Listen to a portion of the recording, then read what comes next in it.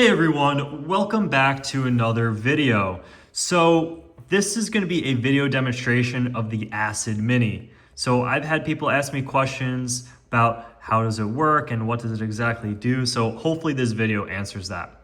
So I'm going to go ahead and boot this device up, flipping it to the on position. Now, while this boots up, I'll talk about the hardware on here. So right here we have a micro USB port. This is a power only port for charging the internal battery. Over here, this is going to be our charge status LED. So once it's fully charged, this light would turn off. Up here, this is our CPU status/act light. So this lets us know how busy the CPU is. Right here, this is our readiness LED. So when the device is ready to go, you'll see that there's going to be a couple blue blinks, and then it's going to show the battery level. Now the battery level is shown by different colors, green representing a full state of charge, then yellow, then orange, then red, going through that sequence to denote the 25% increments of the battery life remaining. So this lasts 4 hours to charge, has 256 gigabytes of internal storage, which is completely full with all the content that's stored on here.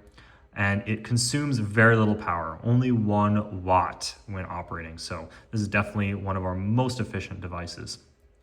And great, especially if you're running off of solar. As you can see right here, we have our green light showing we are at a full state of charge and that the device is ready to go. I'm gonna grab my iPhone here and we're going to link up to the hotspot. So we're gonna go to settings here, go to Wi-Fi, and then here it is. We have Acid. We'll click on that. And then we have a portal here that pops up. Now, once we click got it, it'll actually create an encrypted connection between this device and the iPhone.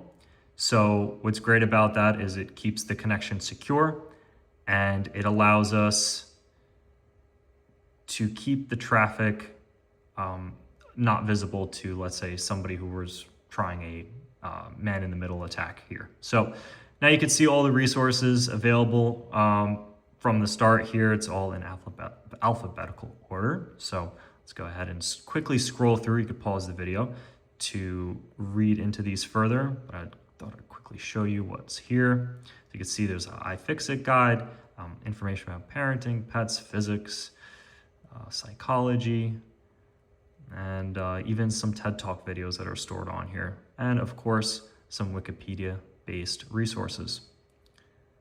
All right, so let's hop over to one of my favorite resources, the Post-Disaster Resource Library. And this has a bunch of really great PDFs that I really like. That would be great in some sort of post-disaster situation. Really great to have, and I would think can be quite valuable and life-saving information. So I'm just gonna quickly scroll through just some of what's here, but you go ahead and pause if you want to read into these further, just like before. So let's tap on this one right here, canning.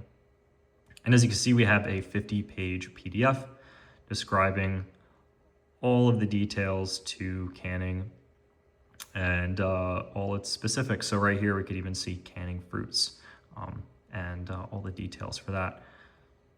So really great resource that I really like.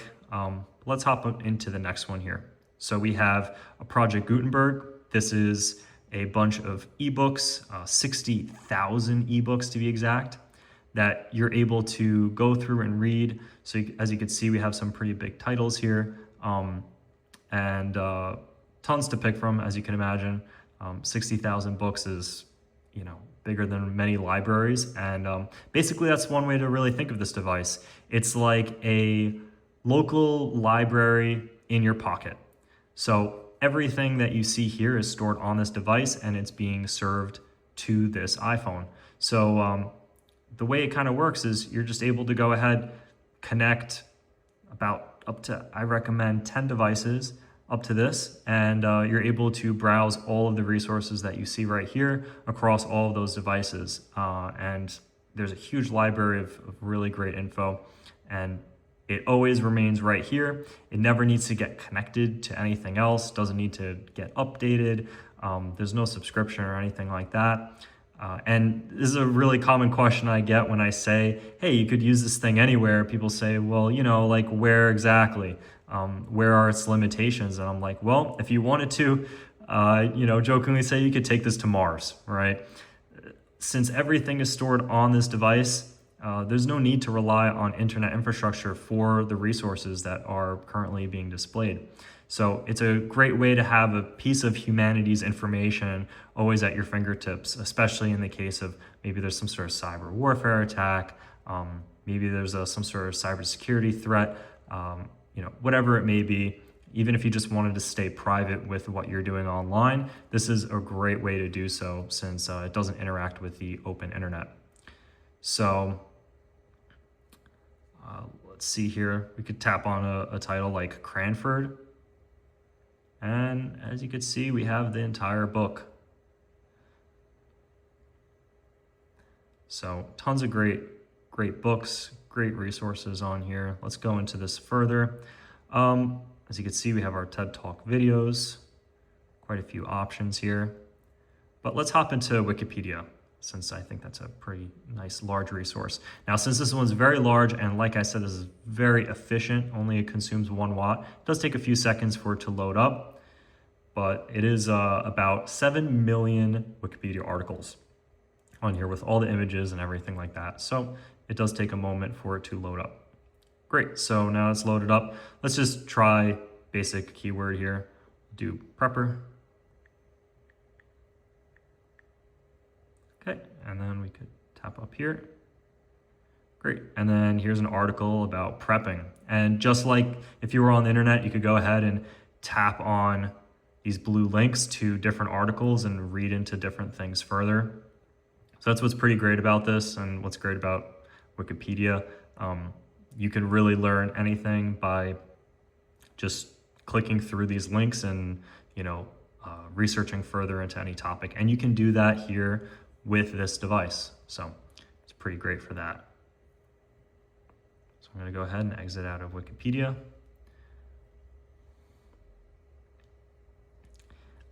Something else to mention, which I really like this resource and could be really helpful in a post-disaster situation,